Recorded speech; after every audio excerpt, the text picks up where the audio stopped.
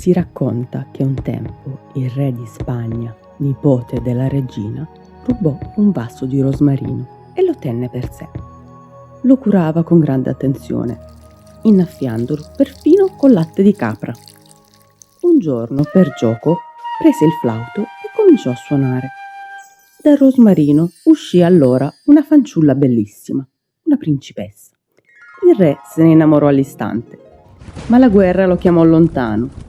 Prima di partire affidò il rosmarino al suo giardiniere, raccomandandogli di vegliarlo come se fosse la cosa più preziosa che avesse.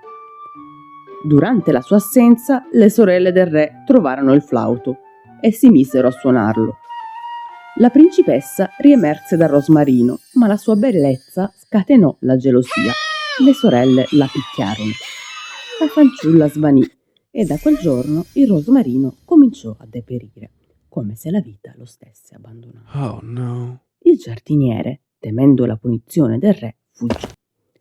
Nella notte, però, a mezzanotte, udì la voce di un dragone che raccontava alla propria femmina la storia del rosmarino.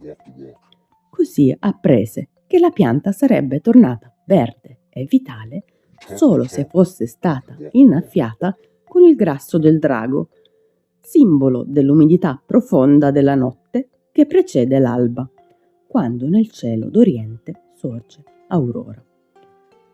Il giardiniere allora attese che giungesse la notte.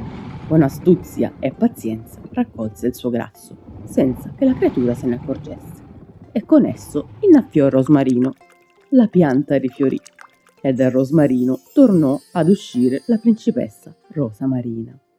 Quando il re fece ritorno dalla guerra, la ritrovò e la sposò. L'incantesimo era sciolto e così termina la nostra fiaba. Ma in Sicilia si dice che il rosmarino sia caro alle fate e che, soprattutto le più giovani, mutate in serpenti, vi si nascondano. Per questo il rosmarino è una pianta di confine, legata alla morte e alla memoria, ma anche alla rinascita, alle nozze e alla salvezza, perché custodisce ciò che muore e ciò che ritorna. Le virtù medicinali del rosmarino di Giuseppe De Vito Franceschi.